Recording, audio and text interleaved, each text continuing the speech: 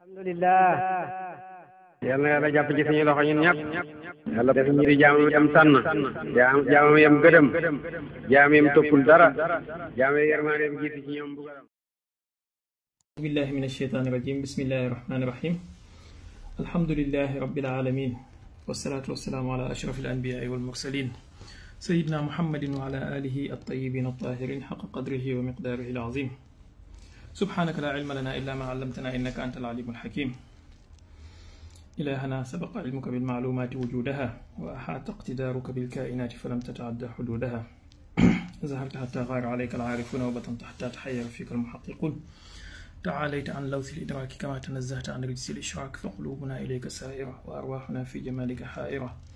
ساحبتنا بلطفك قبل الظهور إلى عالم الشهود وقومتنا بروح لك الحمد عدد ما كان وما يكون إنما أمرك إذا أردت شيئا أن تقول له كن فيكون يا همة الشيخ اغتبنا بهذا المحضر وتعطف ونظرة تأتي لنا بزفر salaamaaleykum wa rahmatullah mbokk yi ñaa ngi leen di nuyu ñu ngi leen di nuyu bu baax di leen ziar kenn ku nekk ci turam ak jëmmam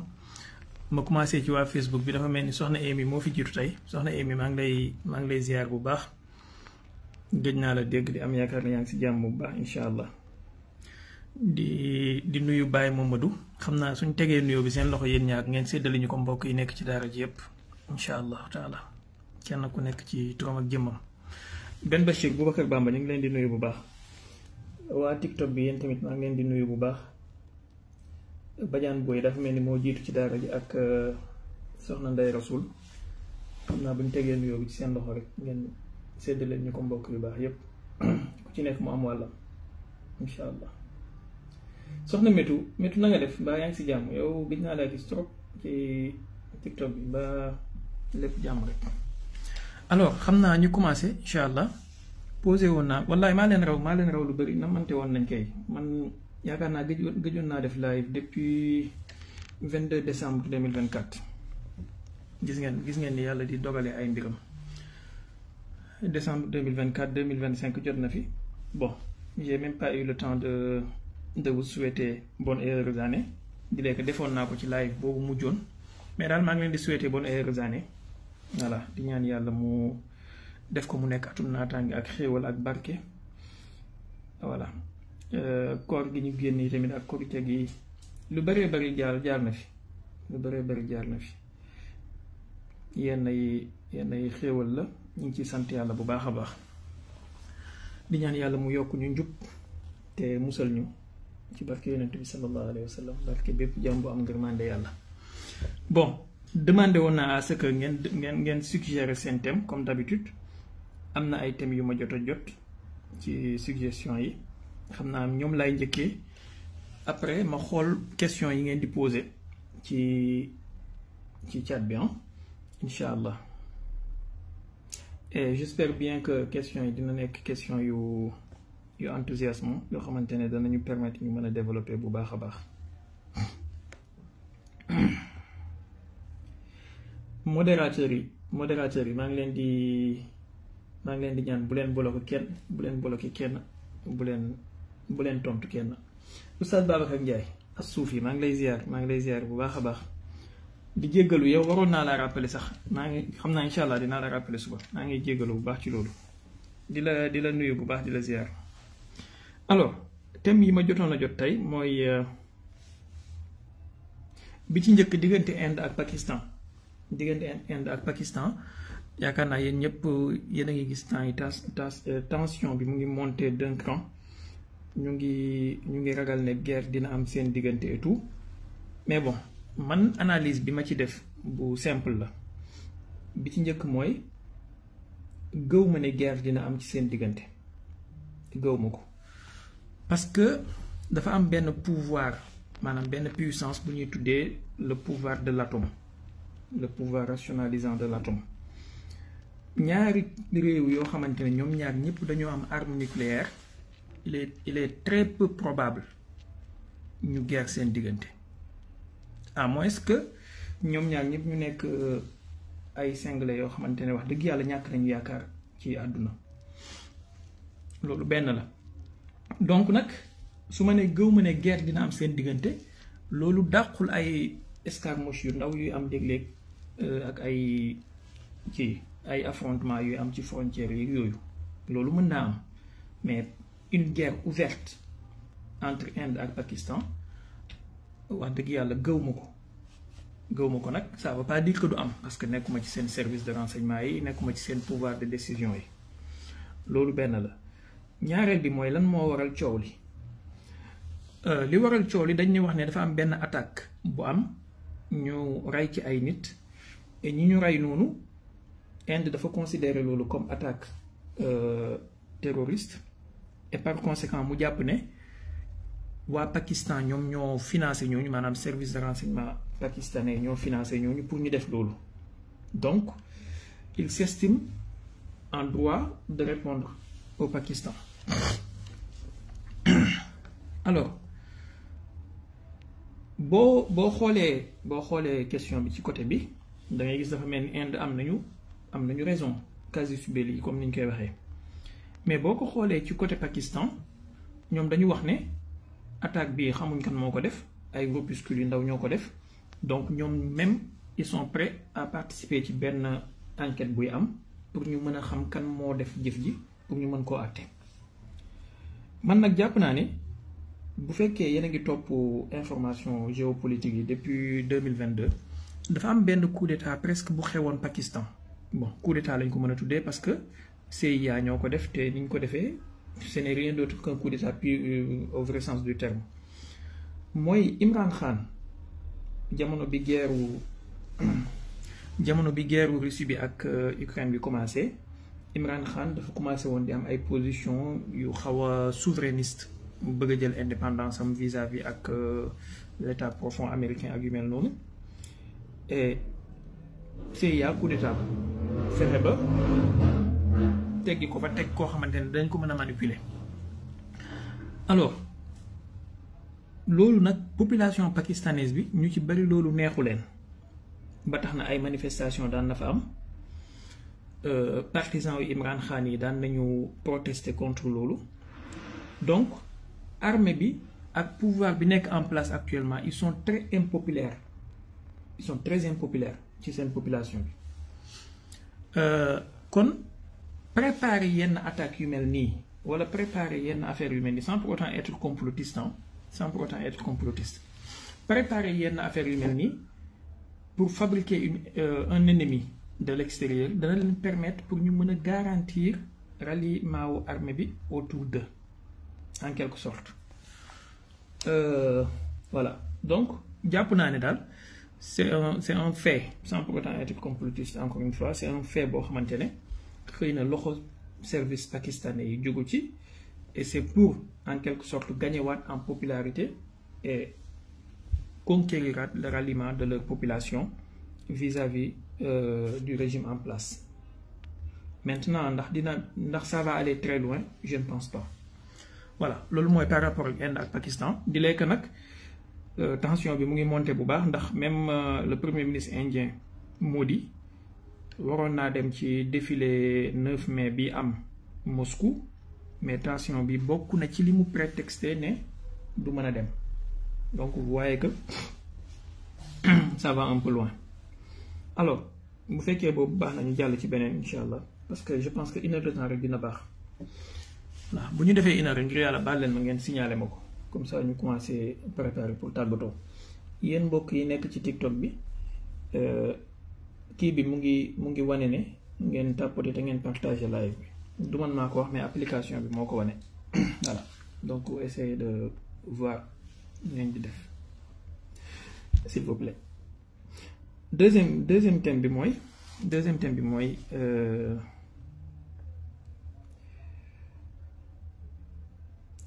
Donald Trump à la Maison Blanche après 100 jours bon Donald Trump am na fu mu baaxee ñëwam ci nguur gi am na fu mu baaxee ci àdduna bi am na fu mu baaxeewul côté bi mu baaxee te lii waxoon naa ko bien avant élection yi yaakaar naa ci benn live sax waxoon naa ko fi mooy au moins avec Donald Trump danañu am moyen de propagande LGBT moyen de propagande woke moyen d'idéologie yi nga xamante ne nii destructrice de la société des structures familiales et tout mais avec le recul man j'ai comme l'impression et lii tey rek bind naa ko ci benn tweet, j'ai comme l'impression que Donald Trump il est en train de se faire avoir par l'état profond bi nga xamante ne moom la prétendre que ne moom lay xeex. C'est-à-dire yow bu noo ñëw nga ne dangaa bëgg indi jàmm ci àdduna bi, fan nga commencé mooy commencé déclarer guerre waa outil yi nekk Yémen. Fan nga commencé mooy commencé amasser say forces ci Iran pour attaquer Iran di menacer ne da nga leen attaquer. Fan nga commencé mooy libérer Netanyahu muy def lu ko neex ci Gaza nga di ko ci jàppale. Fan nga commencé mooy continuer aide bi nga xamante ne ni Amérique mu ngi ko doon jox Ukraine ci renseignement ci aide militaire ainsi de suite ak ay sanctions yi nga xamante ne ñu ngi ko doon teg aussi ba pare nga ne da ngaa bëgg jàmm ci àdduna bi. En fait c'est comme si on rame à contre-courant da ngaa bëgg jàmm mais tu vas à l'encontre de li nga xamante ne moom mooy indi jàmm. jàpp naa ne casting bi nga xamante ne def na ko am na ci équipe am ñu baax ñoo xamante ne ils sont compétents et ils peuvent faire un bon travail, mais am na ci équipe am ñoo xamante ne dañ koy yàqal plus que comme ni mu menoon ci premier mandat bi. Bu ngeen fàttali ko premier mandat bi bokk na ci ñi ko yàqal ku mel ni Mike Pompeo bi nekkoon secrétaire d'État te mu nekkoon ancien directeur du CIA, ak ku mel ni ñoom John Bolton, ak ku mel ni vice-président bi muy Mike Pence. C'est des faucons, des néocons yoo xamante ne ni bokk nañ ci ñu yàq premier mandat. Léegi yow soo ñëwaatee am deuxième mandat ñëpp ne am nga expérience ci état, am nga expérience ci jaar-jaar bi nga kii, donc ça va te permettre nga am choix bu baax ba pare nga ñëw di jël des gens yoo xamante ne ni ils sont pas moins faucons et moins conservateurs, moins néocons que ay ñoom Mike Pence ak ñoom John Bolton. Ça pose un problème. Par exemple Trump jël na ku ñuy tuddee Marco Rubio muy secrétaire d'État. C'est un néocon fini, madame, de la première classe. Trump jël na ku ñuy tuddee Mike Waltz, c'est un néocon de la première classe. Loolu ci dossier sécurité nationale ak National Security Advisor. Mais de l'autre côté mu ngi jël ku mel ni Keith Kellogg dénku ko dossier Ukraine Russie bi koo xamante ne ni c'est un néocon fini, il n'est pas prêt pour arrêter la guerre. Dafa bokk ci ñi nga xamante ne il cherche la défaite de la Russie, ce qui est impossible selon la Russie parce que pour ñoom guerre bi c'est une guerre, c'est une question de vie ou de mort, donc pare wuñu pour perdre ko. Kon bu fekkee da nga bëgg jàmm, c'était pas le pas à prendre, maanaam duutoon yoon bi la waroon a jël pour bu bëggee régler conflit yi am ci àdduna bi. Bon, maintenant li nga xamante ne nii ci question politique intérieure la, loolu damay bàyyi ñi nekk Amérique ñoom ñoo gën a xam ni ñu fay dundee. Voilà, ñi nekk di dund biir Amérique ñoom ñoo gën a xam ndax seen dund changé na wala changé wul, loolu ça nous importe peu. Ñun li ñuy importé ci moom mooy sa politique étrangère ak influence bi muy am ci àdduna bi, parce que quoi qu'on puisse dire voilà, États-Unis seen politique dafay am influence ci yeneen pays yi ci àdduna bi par A plus B. Alors maintenant engagé na excusez-moi, voilà, maintenant engagé na processus de dialogue avec les Iraniens. Def nañu ñaari round, ñetteel bi il a voulu que les Iraniens se plient. Les Iraniens ne sont pas pliés, dañoo mujj commencé di menacer Iran ba mujj annuler kii bi nu mu tuddati rencontre bi waroon am tey. Ñaareel bi mooy nee na amorcé na processus de dialogue ak Russie digganteem ak Ukraine, mais bon boobu si vous me le permettez man jàpp naa ne actuellement nii muy demee j'avoue ne pas comprendre position bi Russie di adopté ci seen soi-disant dialogue bi ñu nekk. ndax lan maanaam yow Poutine yow Russie mënu leen nekk fii depuis 2022 tympaniser àdduna bi yépp que ne occidentaux yi dañoo bon, occidentaux yi dañoo bëgg a yàq Russie, occidentaux yi dañoo bëgg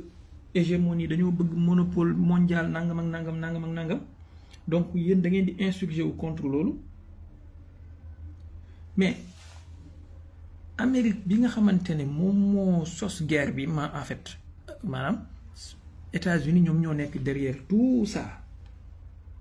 Parce que bu ñu commencé wul woon depuis 2008 wala depuis sax dans les années 91 wala 2004 première révolution colorée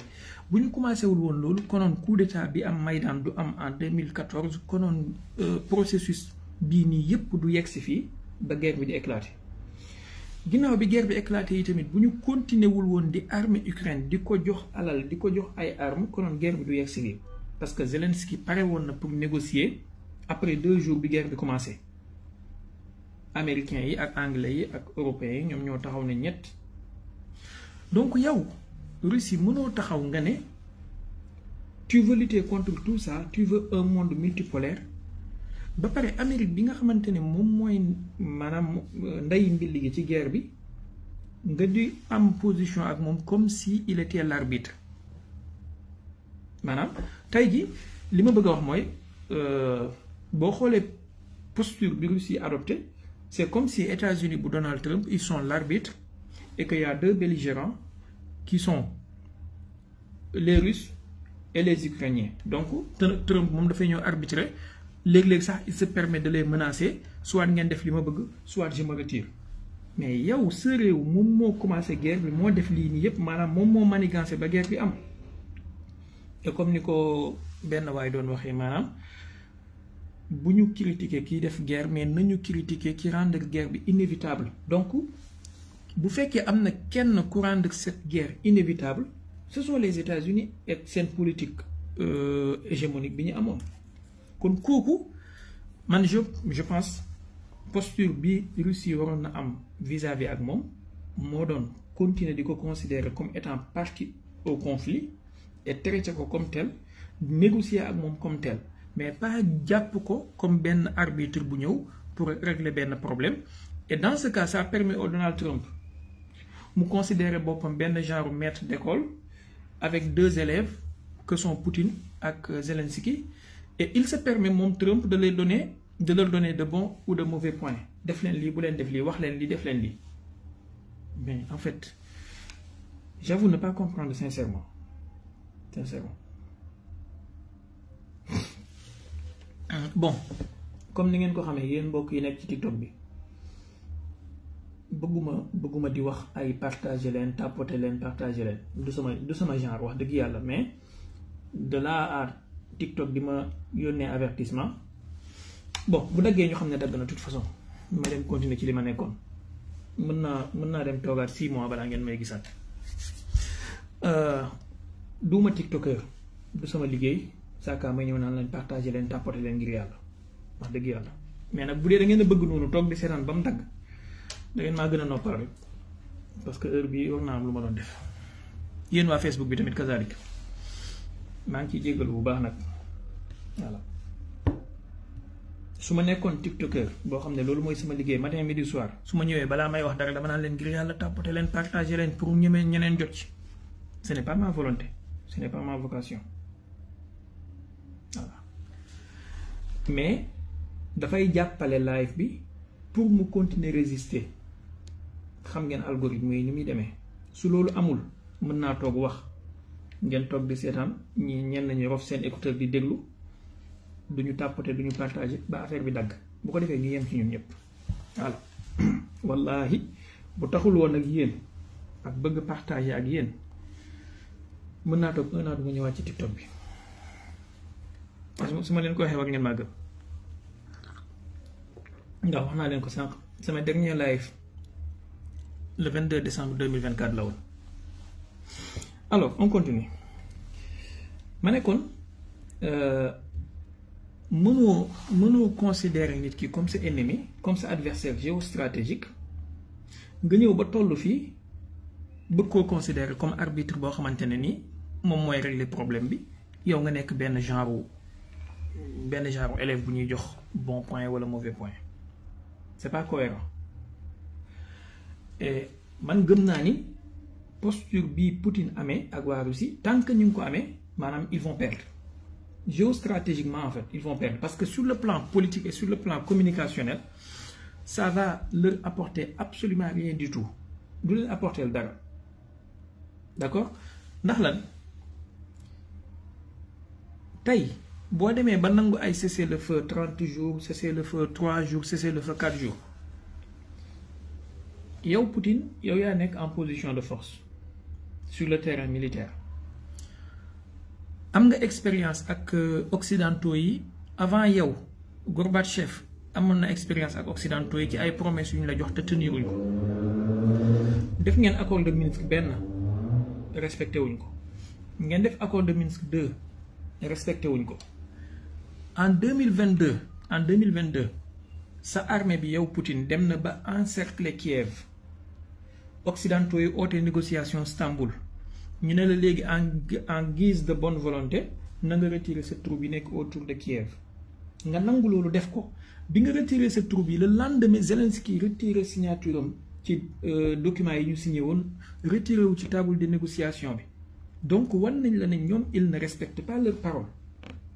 et tu continues naïvement à leur faire confiance comme je vous dis sincèrement j'avoue ne pas comprendre en fait tu continues naïvement à leur faire confiance des gens yoo xamante ne ni ils t'ont montré que ils veulent ta défaite stratégique armé nañ say opposants Alexei Navalny ak yu mel noonu bi fi Prigojine jugee ne dafay def marche sur Moscou gis nga seen réaction 30 000 sanctions la ñu teg sa dëkk tu es le pays le plus sanctionné de la terre et de l'histoire et malgré loolu yow nga continuer de leur faire confiance alors que actuellement yow yaa nekk en position de force sur le terrain militaire nga xam ne si tu appuies sur l'accélérateur ñoom ñëpp mën nañoo céder bon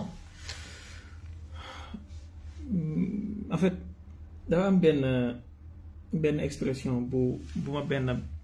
benn kilifa ma sa wax mu ne ma quand tu comprends pas quelque chose c'est pas parce que tu es bête mais c'est que y a quelque chose à comprendre et qu'on t'a pas bien expliqué loolu la ma waxoon je répète mu ne ma quand tu comprends pas quelque chose c'est pas parce que tu es bête mais c'est parce qu'il y a quelque chose à comprendre et qu'on ne t'a pas bien expliqué waaw bu fekkee comprendre ko dara du wut ne dangaa manqué wala dangaa xeewut mais dafa am lu jar a comprendre lu ñu la nëbb donc man j'avoue que à ce stade là je déplore et man su ma nekkoon à sa place du ma doxalee noonu je déplore posture bi nga xamante ne moom la Russie di adopté actuellement ci soi-disant négociation yi connaissant que américains yi loo mën a négocier ak ñoom président boo mën a négocier ak ci ñoom bu yàggee ba yàgg 4 ans lay def wala 8 ans mu jeex surtout Donald Trump mii nga xamante ne ni mu ngi nekk ci 2e mandat wam donc président bi ñëwaat après mën na ñëw déchirer lépp ne ko ne la lii ça m'engage pas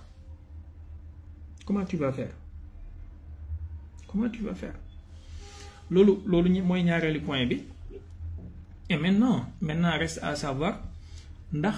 ginnaaw loolu am na li ñuy tuddee deuxième échelon ak 3e échelon c'est-à-dire par exemple Poutine en tant que un ancien du KGB ancien directeur du FSB quelqu'un de très intelligent maanaam Poutine nit mën na koo xasee lu nekk ba mu des intelligence ça on est d'accord peut-être il veut pousser les États-Unis jusqu'au leur dernier retranchement pour xool seen bonne volonté mais su dee loolu la yow tu dois demander à Trump de cesser de fournir aux Ukrainiens des renseignements satellitaires et militaires, de cesser de fournir la connexion Starlink avec Elon Musk. Madame, ñaari affaire yi kese waxuma la bàyyi joxe armes yeeg yu mel noonu de wala sax retirer autorisation de frappe à longue portée yi Biden joxe woon ci dernier jour mandat HIMARS yeeg yooyu ak attaque am si waxuma loolu mais ñaari point su ko États-Unis defoon tey guerre Ukraine bi jeex dans quelques semaines mooy retirer fourniture renseignement satellitaire ak opérationnel waaye tamit arrêter connexion Starlink bi Elon Musk di jox armée ukrainienne bi su ko defoon guerre bi en quelques semaines c'est plié en quelques semaines mais tu continues tout ça et tu viens me dire que tu es l'arbitre, tu veux la paix. xaar ma jegee leen ko c'est comme si yow nga am sa benn adversaire booy xeexal man ma ñëw di jox sa adversaire boobu ay information ci yow say points faibles et tout ak say position fan ngay fanaan fan ngay yeewoo fan ngay toog fan ngay garam palaaso ba pare itam ma di ko jox ay armes pour mu lay attaquer mais en même temps ma ñëw ne la damaa bëgg a nekk arbitre sa diggante yow sa adversaire bi c'est quelle naïveté ça, c'est quelle naïveté. Bon anyway ñoom la en tout cas nous on suit et voilà de toute façon on saura fi wànnentu di mujjee ki gëtëm mais xam naa ne daal et lii je le dis c'est pas je suis pas un prophète mais avec ma toute petite expérience et ma toute petite connaissance bi ma am ci wàllu géopolitique su Poutine continuer avec cette naïveté là ba américains yi débranché digganteem ak Chine wala ñu éloigner leen maanaam il sera perdant et à jamais il sera perdant et à jamais parce que occidentaux yi ils ne sont pas à leur première traîtrise, c'est pas la dernière aussi danañ ko njuyaat. Bon am na nag niveau boo xamante ne ni c'est le niveau des élites ak mentalité élite russe bi qui sont souvent très pro-occidentales ak yu mel noonu donc am na ci ñoo xamante ne ils n'attendent que les relations se règlent pour ñu ñëwaat continuer business as usual. Anyway troisième point bi lan la guerre commerciale bi am diggante Chine ak États-Unis. Bon en fait Trump mooy li ma wax sànq ci commencement bi il est en train de tomber ci benn piège wala il est en train de se laisser faire te loolu su ko toppee su changé wul cap il va saboter voire même saborder son second mandat comme ni mu sabordé woon premier mandat bi ndax moom dafa fogoon ni bu ñëwee il suffit d'un claquement de doigts et le monde entier va se plier à ses desiderata maanaam àdduna boobu noonu wéy na en fait àdduna boobu wéy na am na benn institut australien bu def benn étude sur une quarantaine et quelques de technologies yoo xamante ne ñooy doxal àdduna bi tey ak dans le futur. La Chine est en avance sur les États-Unis ci plus de 37 ci technologie yooyu noonu donc tey Trump mënatul a ñëw di dicter ay désirataam ak ay bëgg-bëggam comme si dafa nekk dans les années 90-95 jamono Bill Clinton ak Bush nga xam ne àdduna bi Amérique moo fi nekkoon di buum bi on n'est plus dans ce monde-là donc la manière de parler à quelqu'un comme Macron ou à quelqu'un comme Zelensky, c'est pas la même manière de parler à quelqu'un comme la Chine ou la Russie ou les Iraniens. C'est pas la même chose. Parce que ñi wan nañ la ne yow faale wuñu la en fait. Te mën nañu dem sans yow ci yenn côté yu bari. Kon kooku sooy jëflanteeg moom doo ko menacer. Mais qu'est-ce qu'il a fait?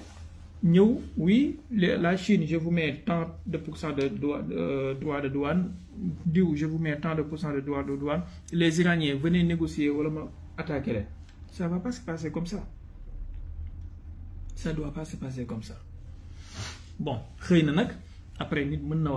c'est l'art du deal. Il faut mettre la barre très haute pour que sa adversaire cède. Mais il faut savoir quel genre d'adversaire moi cédé. Chinois yi dafa am lu ñuy tuddee la perte de la face mooy seen dignité te façon dëkk yu mel noonu ay Chine ak yi duñu dëkk yoo xamante ne tu viens leur marcher sur les pieds ñu sukk topp la. Trump ci premier mandat bi essayé woon na ko ak iranien yi mooy loolu mu doon tuddee stratégie de sanction maximale xawma de pression maximale. Il a imposé bi mu retiré woo ci accord sur le nucléaire bi en 2018 il a imposé toutes sortes de sanctions bu mu xalaat foogoon na ne Iraniens yi danañ ñëw sukk ci kanamam jéggalu ko pour demander négociation 2018 2019 2020 2021 mandat am jeex mu dem sukkuñu. Seydou Omar Thiam Alpha Rox maa ngi lay ziar bu baax naa def donc bu continuer itam ci stratégie bi il va tout essayer di wax suba ngoon guddeeg bëccëg di bind ay tweet en fait boo xoolee même façon bi muy bindee certains mots daf koy def en capital lettre comme si que moom il se prend que le monde tourne autour de lui en fait maanaam Trump il pense que le monde tourne autour de lui. Bon, il suffit d'aller voir en Chine comment les Chinois évoluent, comment leur technologie, leur infrastructure, leur système de santé, comment ça évolue. Il suffit de voir avec les Iraniens seen armement yi et ils en ont fait la démonstration ci 2024 bi nga xam ne yenn dëkk yi mënatoo ñëw rek di leen kii comme tu veux. Bon, maintenant il est mal conseillé comme ni ma ko waxee vis-à-vis de la Chine avec son secrétaire au trésor mooy Bessent xawma. Il est mal conseillé ci dossier iranien bi aussi peut-être avec les lobbies sionistes ay paak ak yooyu noonu la pression, mais s'il se laisse faire il va perdre à jamais. Bon, maintenant yeneen fanfaronnade yi muy def ci voilà exemple DeepSeek maanaam yow tu crées quelque chose à coût de milliards de dollars chinois yi ñëw créer une chose pareille plus efficace à 6 millions de dollars. Donc da ngay xam ne wax dëgg yàlla ñii ay dëkk lañ yoo xam ne da nga leen war a respecter mais duuñu ñoo xamante ne soo leen sanctionné dañuy jël seen téléphone di la woo di la jéggalu. Loolu européens yi ñoom ñoo koy def ay Macron ay Starmer ay Merz wala Scholz ñoom ngay def loolu ñu ñëw sukk ci sa kanam di la jéggalu wala waa Danemark yi da ngay taxaw di leen menacer ne di nga nangu Groenland suba ñu ñëw ne la dañoo bëgg a jënd ay F-35 mais iraniens yi soo leen menacer duñ ñëw ne la dañoo bëgg a jënd avion américain. Chinois yi soo leen menacé duñ ñëw jënd avion américain donc yow yaa leen soxla ñoom tamit comme niñ la soxlaa noonu nga leen soxla donc da ngay négocier ak ñoom. Am na benn proverbe bu arabe yi di wax ne loxo boo mënta dagg da nga koy fóon maanaam tu l'embrasses voilà. Naka noonu bopp boo mënta toj tu l'embrasses tànk boo mënta damm da nga koy embrasser nga jàll moo gën. Nekk di jaay nit ñi yenn arrogance yi ça servira absolument à rien du tout surtout bu fekkee mu nekk ay réew yoo xamante ne am nañu ay capacité de nuisance ils peuvent te faire très mal. On l'a vu avec les Houthis au Yémen. Trump commencé na bombardement mi depuis combien de temps ba léegi Houthis ils se sont pas pliés chaque 2 jours 3 jours ñu daaneel benn drone boo xamante ne mu ngi jar 100 et quelques millions de dollars donc ñooñu négocier ak ñoom moo gën mais bon ñoom la rek. nañ continuer ci lañ nekk beneen kii bi beneen question bi je pense que damaa bëgg gaawantu parce que 1 heure de temps laa waxoon beneen question bi mooy explosion bi am ci port iranien bi ñenn ñi ne ce n'est pas anodin. Bon man personnellement li ma ci gëm mooy duwut lu anodin duwut lu hasard te gëm naa ne loxo Israël wala jàpp naa ne loxo Israël génnu ci ndax Netanyahu Trump dafa commencé woon di négocier ak Hamas directement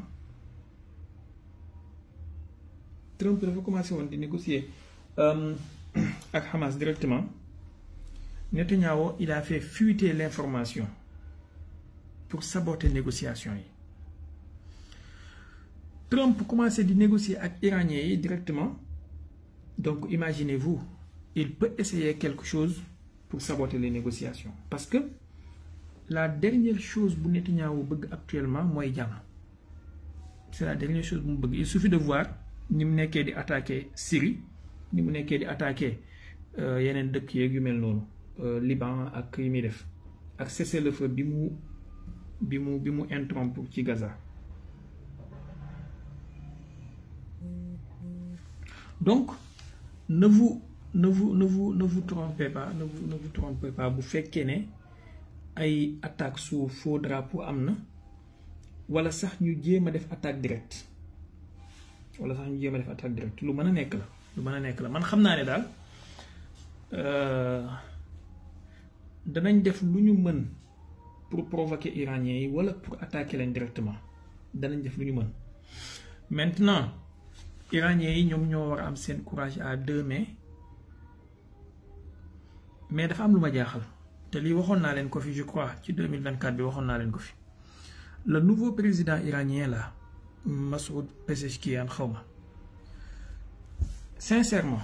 man personnellement maanaam ma gëm ne agent israélien la wala américain moo gën a yomb ci man ma gëm ne c'est pas un agent personnellement. Imaginez yow yaa ngi am dëkk boo xamante ne ni sa président bi nga wuutu hélicoptère am la ñu daaneel xalaat leen ci li may wax ngeen bàyyi ko xel. sa président bi nga wuutu hélicoptère am la ñu daaneel nga ñëw falu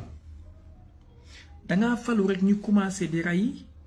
sa soutien yi gënoon na rëy ci région bi ñoo xamante ne daanaka ils étaient intouchables ku mel ni Hassan Nasrallah maanaam qui aurait imaginé que Hassan Nasrallah dinañ ko mën a rey façon reyin bii ñu ko rey. ñaareel bi opération True Promise 3 bi nga bloqué ko troisième bi nga dem signer ak Russie benn accord Poutine ratifié ko mais yow ba léegi ratifié go accord bi maanaam d'après les médias iraniens leur président n'a même pas encore soumis le texte de l'accord au Parlement pour ñu étudier ko pour ratification. Le guide suprême ne la amul benn importance ngay négocier ak américains yi parce que ils vont te rouler dans la farine comme d'habitude yow malgré loolu nga ne da ngay dem négocier ji ak ñoom. Dites-moi sérieusement comment vous pouvez étudier ça sérieusement. Bon, peut-être il a ses raisons. Peut-être. Mais j'ai du mal à croire que le gars là, il est vraiment clean quoi. Bon, maintenant nak danañ jéem a def ay attaques sous faux drapeau, danañ jéem a créer casus belli pour attaquer Iran, danañ jéem a def lu nekk. Netanyahu de son côté dana jéem a def lu nekk pour négociations yi bañ a aboutir, mais Trump moom itamit tout le monde sait que Trump il s'en fiche royalement des pays musulmans, des pays maanaam moom bu fekkee am na lenn lu mu gëm ci dundam Israël la parce que même gorom bi nekkoon bi ko doon bindal discours am yi ci premier mandat bi muy Jared Kushner juif la soutien wu Trump bi gën a mag te décédé woon fan yee ci ginnaaw jabaram kon ne di soutenir Trump c'est un juif mooy Sheldon Adelson. Donc, il a les pieds et les mains liés. Il a les pieds, mon Trump, et les mains liés. Maintenant, Iraniens, si nous avons intelligence, nous devons gaawantu bu ñu amagul bombe bi ñu defar ko mo gën ci ñoom parce que l'histoire a montré que occidentaux yi mësuñu attaquer réew mu am nucléaire waaye réew muy baax lu ba démanteler ce programme nucléaire attaqué nañ la def nañ ko Libye def nañ ko dëkk yi commencé woon di am programme nucléaire par exemple programme Irak bi ci réacteur bi leen France jaayoon bu tudd Osirak Israël dafa xëy benn guddi attaqué ko donc il faut qu'il fasse attention mais nag suñu continuer nii ci li ñu nekk ni lu leen dal ñoo ko yóbbee seen bopp maa ngi leen di suggérer benn série bu ngeen ko bëgg bu ngeen ko mënee seetaan mën ngeen ko seetaan série bi mu ngi tudd Téhéran comme Téhéran ñu ñuy capitalu Iran série bi noonu la tudd 2 saisons la 3e saison bi génnagul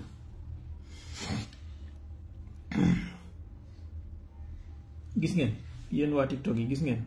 live bi posé na léegi li ma leen waxoon sànq la TikTok moo koy signalé xaw ma dafa am ñu koy signalé mu ngi dagg bu fekkee da ngeen bëgg mu dagg rek ngeen wax ma incha allah amul benn problème ça me fera plaisir de toute façon. alors ma ne série bi mu ngi tudd Téhéran dafay wane infiltration agent israélien yi mais bon xaw ma ndax am na version française anglais moom am na ak kii dafay wane agent israélien naka la ñuy infiltré woo biir Iran ak seen modus operandi yi. maintenant bi explosion bi amee ci port bi quelques jours après barki démb gis nañ ne Israël mu ngi doon lakk moom itamit est-ce que coïncidence la wala une réponse peut-être une réponse man jàpp naa ne c'est une réponse déguisée mais bon l'avenir nous dira. Beneen question s'il vous plaît bu fekkee am na on continue c'est bon hein dama bëggut a yaatal trop parce que ça risque de nous prendre tout le temps mais on peut en parler sous différents angles.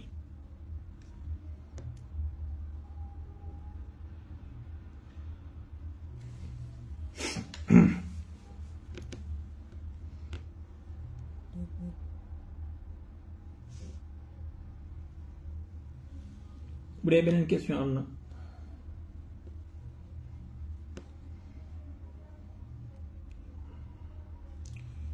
يا رب عفوا يا رسول شفاعة.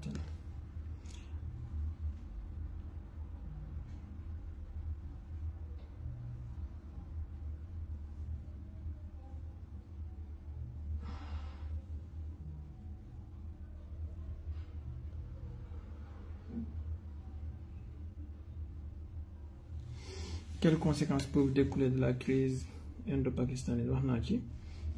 le soufisme au Sénégal. Voilà, Khassim Ndour, le soufisme au Sénégal entre authenticité spirituelle et dérive contemporaine. Comment restaurer l'image d'une voie mystique? Bon, le soufisme au Sénégal et le soufisme de façon générale, hein, phénomène la boo xamante ne ni li arrivé soufisme actuellement dafay arrivé mboolem courant yi nga xamante ne ni mës nañu juddu à un temps ou un autre daf leen di arrivé mooy même l'islam bi ci boppam am na jamono mu am ay phénomènes yu ci dugg ay yokkute ay xeex ay transgression ak yu mel noonu donc soufisme bi du ci exception. Maintenant au Sénégal particulièrement dafa am benn spécialité bu mu am mooy tariqa yi nga xamante ne ñoo fi dajee yi ci gën a siiw ñeent la donc bëriwul comme yeneen réew yi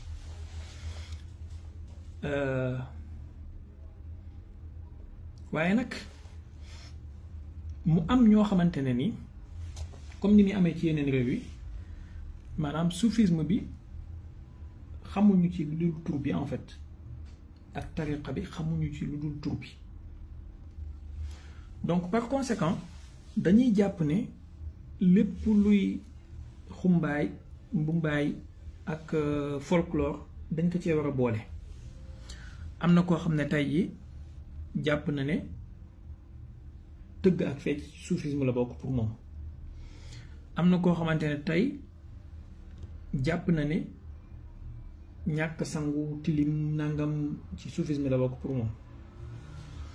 ak yeneen yu dul yooyu maanaam am na koo xamante ne sax tey jàpp na ne teg sa photo sëriñ toog di ko raayi nii ci soufisme la bokk. bon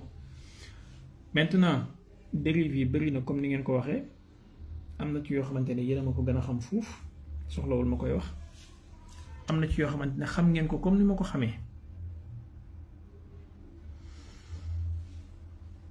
lan mooy solution bi jàpp naa ne solution bi ci jiitu mooy jàng ak jàngale maanaam balaa ngay dugg ci dara nga fexe ba xam ko te boo xoolee suñu sëriñ si ñoom ñëpp loolu moo nekkoon seen yoon fexe nañu ba xam soufisme bi ñuy dugg fexe nañu ba bind ci fexe nañu ba nàngam et tout mais bon ñi ñëw ginnaaw gi dañoo ñu ci bari dañoo soofantal jàng ak jéem a xam li ñu nekk ba enraciné wu ci dëgg-dëgg donc yow da ngay judd ci benn famille boo xamante ne sa papa ak sa yaay ci tariqa sàngam la bokk rek yow tamit ci tariqa boobu nga bokk de facto jusqu'à la preuve du contraire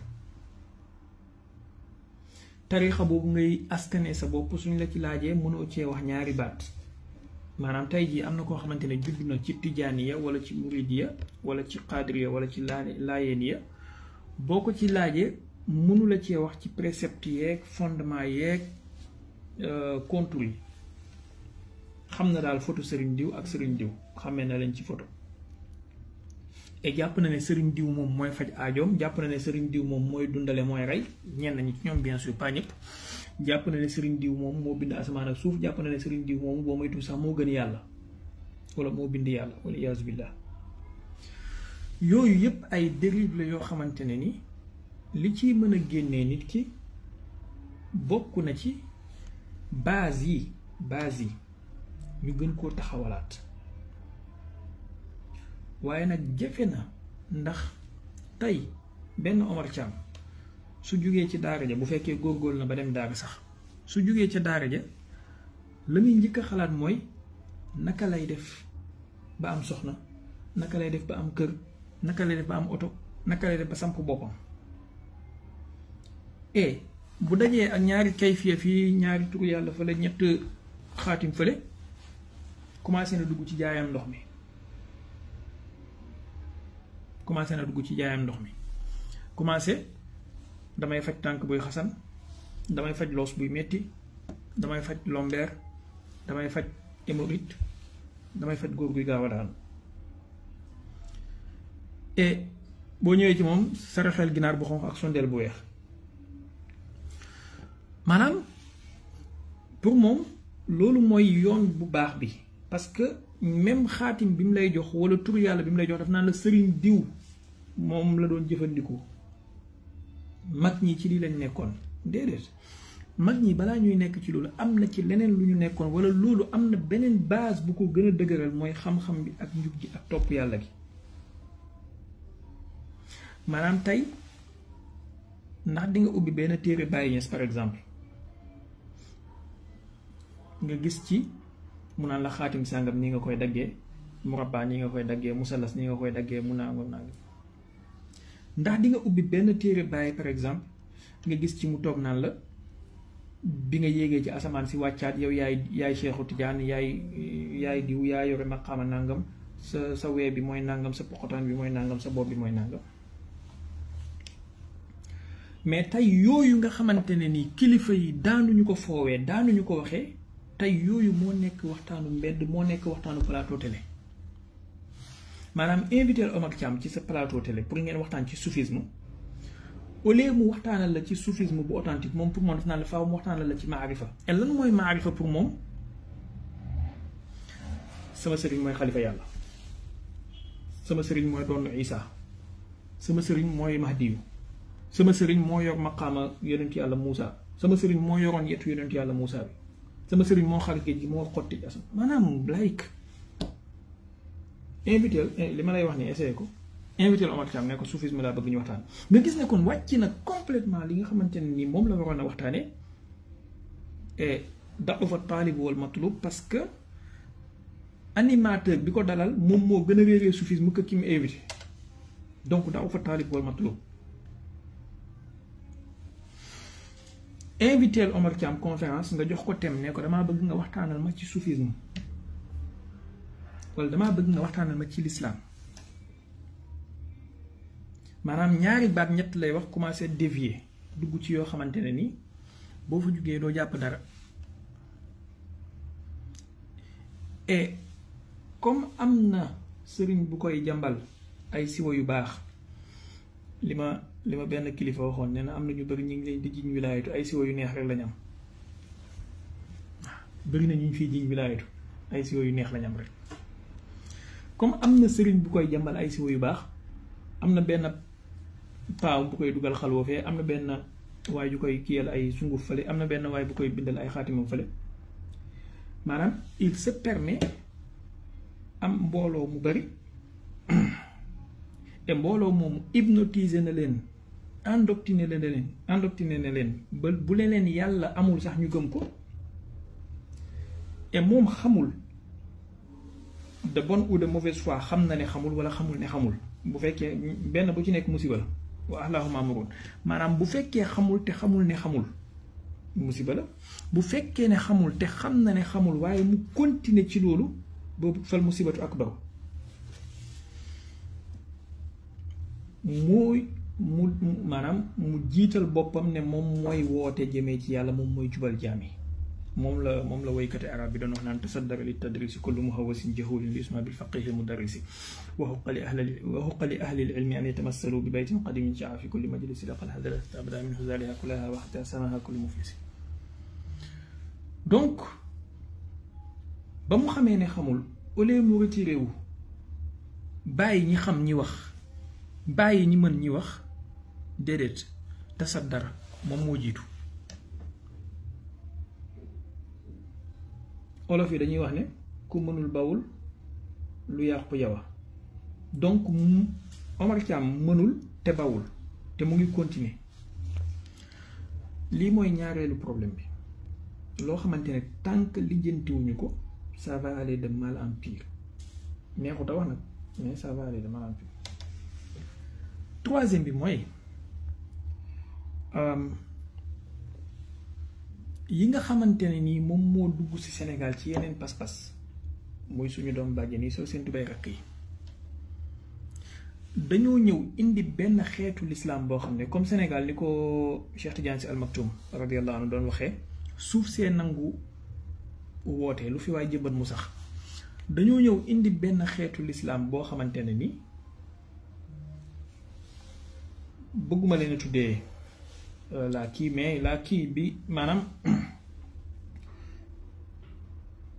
Omar Thiam bi jàngul ak ceddo bi nga xamante ne nii moom école la jàng ay diplôme nasaraan la am moom soo ñëwee yombalal ko mbir yi de façon boobu ne ko bàyyil sëriñ bi ngay topp bàyyil addiya bi ngay joxe bàyyil màggal bi ngay dem bàyyil gàmmu bi ngay dem bàyyil ziar général bi ngay dem di yëpp amul solo ay bidaa la yonentu yàlla Isa yonentu yàlla Mahdi yu wala Seydina Mahdi yu ñëwuñu kon ku ñëw fii di woote ci Sénégal nangam bàyyil nangam kooku boo ñëwee simplifier ko loolu ne ko toppal yonentu bi ñoom imam Ahmad nangam imam Bukhari imam diw automatiquement mu nekk un néo-salafiste su topp la nga gis mu commencé naan la oh yéen seen affaire yi vous faites dans la vous êtes des innovateurs commencé di defar costume on a un autre phénomène kii cas mooy ñuy tuddee seen bopp ay coraniste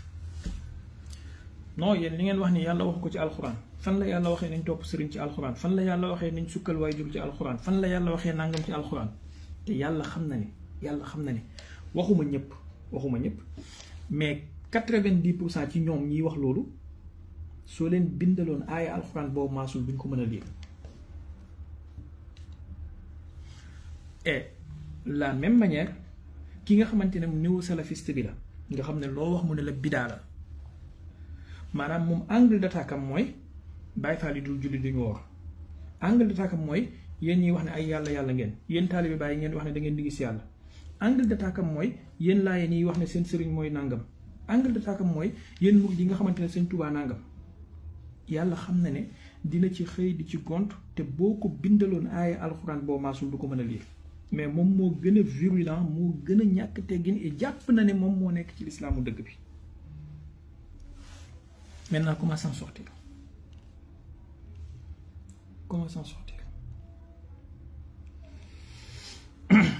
j'avoue que am na lu ma xalaat ne suñ ko defee du ma wax ne mbir yi mën naa changer ndax yàlla xëy na nammul àdduna bi jag en 100%. yonent yi ñëw nañ fi ba dem àdduna bi jagul wala yi xutbu yi ñëw nañ fi ba dem àdduna bi jagul mais kenn ku nekk ak diagnostic am bon ñiy bind ñu ngi bind ñiy waaraate ñu ngi waaraate ñiy conférence ñu ngi conférence ñuy jàngale ñu ngi jàngale ñiy woote ñu ngi woote ñiy jaay ndox ñu ngi jaay ndox ñiy xërëm ñu ngi xërëm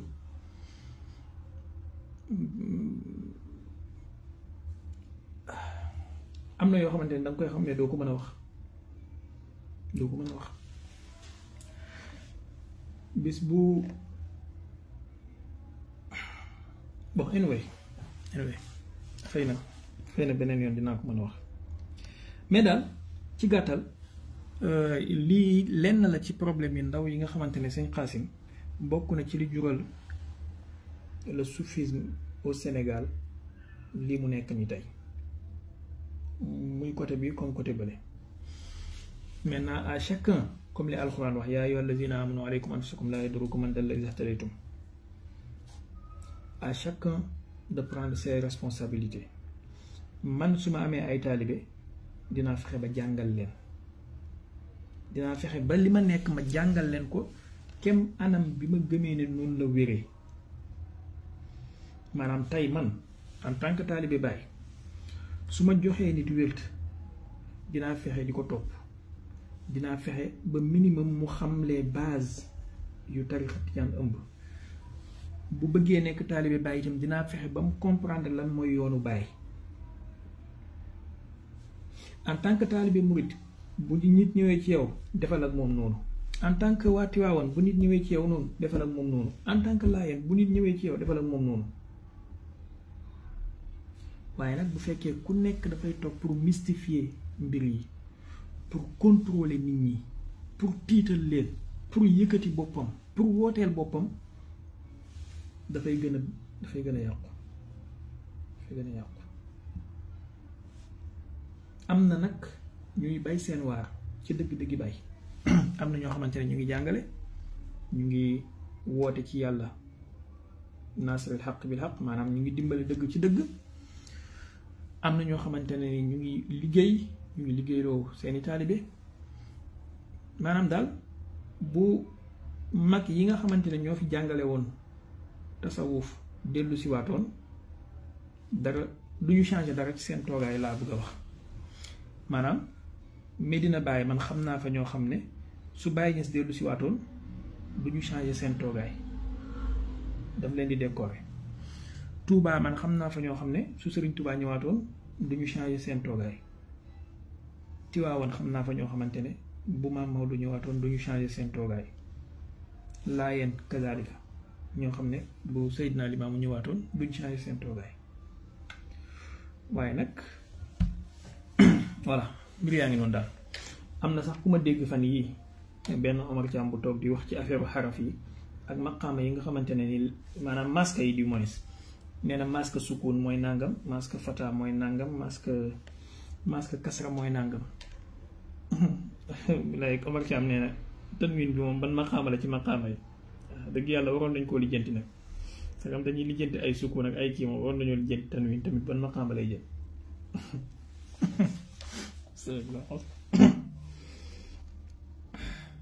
ay boole leen neex ak leen naqari noppee ko rek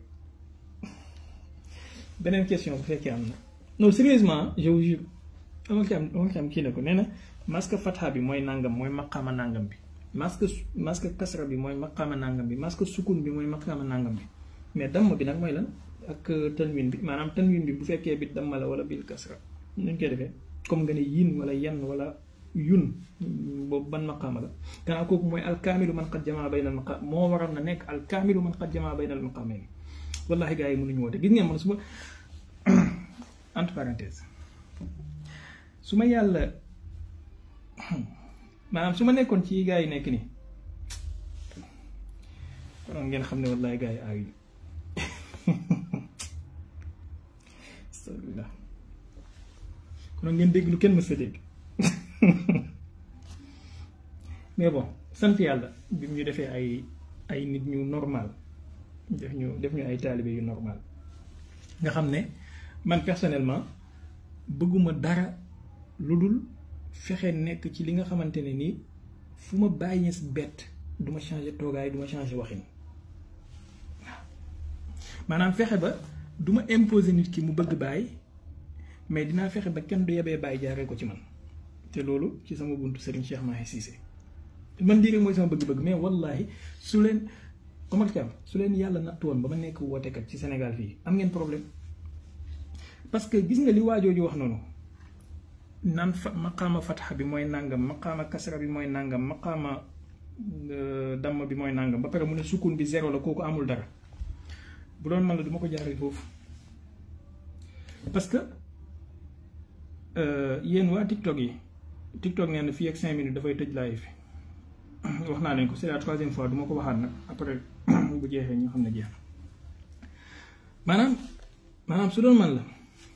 duma ko waxee noonu parce que man walillahi alhamd balaa may ñëw ci maqaama masque yi dangay dem ci kan moo inventé masque yi ba pare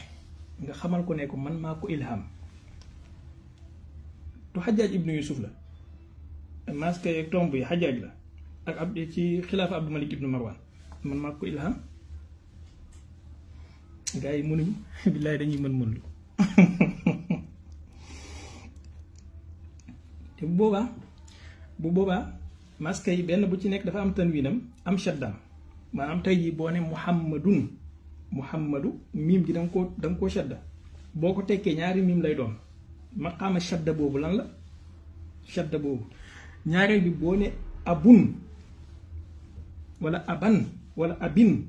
masque boobu tanwiin boobu ci suuf ak ci kaw ak ci kii bi boobu ban maqaama la te bàyyi bu dee ci comme ni ñu koy waxee ñoom bàyyi nee na alkaamilu man qad jamaa baynal maqaamay ni ku ma dëgg mooy ku boole ñaari masque yi bu boobaa wallaahi boobaa ñaan leen yàlla bu ma nekk wootekat ñaan leen ko yàlla bu ngeen jullee dee leen ko ñaan bu ngeen téye gus dee leen ko ñaan bu ma nekk wootekat billaay bis moo ko doon nekkee di ngeen xam ne gars yi kenn mënuñ dara yàlla bu ma la dugal ci bayti baay yi nag seen yi ñuy def nii maa la ci génneel yoo xam ne nga bàyyi nee na wa min juudihi dunya wa uxra wa ilmuhu amadda qilaama lawxi baada allazi waa ma ne la qilaamul lawxi boobu mooy lan baadu allazi lu tax mu wax baadu allazi la bon c'était une petite note d'humour mënu ci woon a ñàkk en tout cas nañu góorgóorlu nañu jàng nañu jub nañu yaru voilà te nañu delloo waati kulli zi xaqin xaqahu en tant que taalibe Baye dellool Baye xaqam en tant que taalibe Serigne Touba delloo Serigne Touba xaqam en tant que taalibe Maam Maodo dellool Maam Maodo xaqam en tant que taalibe Laayeen dellool Seydina Limaamu xaqam toog fii di wootee ko yii nii nag anyway yàlla baax na mais daal li ma leen wax ni je suis très sérieux day leen ñaan yàlla bu ma nekk wootekat bis bu ma ko nekkee am ngeen problème parce que dinaa nangu seen taalibe yëpp gis nga bu ma la dugalee ci xadisul qudsi yeeg dugalal la ci xadisul nabawi yi ña koy wéral ña doon wéral xadis yi maa leen di tëbb nañ ko wéralee comme li gars yi di wax kaasatul aarifi ku usul aarifi ne man maa koy nàndale udiiru wa usqil xawma turan bi faydati boobaa dana la wax ne udiiru wa usqil xawma turan bi ilmi voilà ñëpp maa leen di astafirullah alazim baal leen ma damay tooñ rek mais bon mënu cee ñàkk quand même parce que cerveau doomi aadama temps de concentration 25 à 30 minutes la après dafay soxla lu koy décontracté tuuti voilà nañu joxante dig daje ba suba insha allah ci kuuru tàkkusaan bi allahumma allimna wanfa'na bima 'allamtana wa zidna ilman yanfa'una allahumma inna nastawdi'uka jami'a ma qara'nahu wa ma sami'nahu hatta taruddahu ilayna fi waqti ihtiyajina ilayhi maa ngi jégalu ci question yi ma jotu la gis incha allah nañu joxante dig daje ba suba dinaa leen mayaat temps de question réponse suba incha allah taala allez prenez soin de vous yal na yàlla sàmm ñu yal na yàlla musal ñu muccal ñu yàlla na yàlla def ñuy nekk ay ndimbal ñeel lislaam def lislaam mu nekk ndimbal ñeel ñu musal ñu ci musiba balaa ak tas yaakaar ak déggu ñaaw ak xaawi sutura ci barke yonent bi sallallahu alayhi wa sallam yal na yàlla boole ñu ci xutbu yi boole ñu ci milliardaires yi bu leen kenn merloo seen xol yi bu leen ci dencal kenn dara voilà fàttaliku leen toujours bu nit ñëwee pour merloo la wala pour yàqal la boo fexee ba merloo wala rek yaa gagné allez prenez soin de vous et à demain inchallah salaamaaleykum Facebook bi yéen tamit jërë ngeen jëf merci.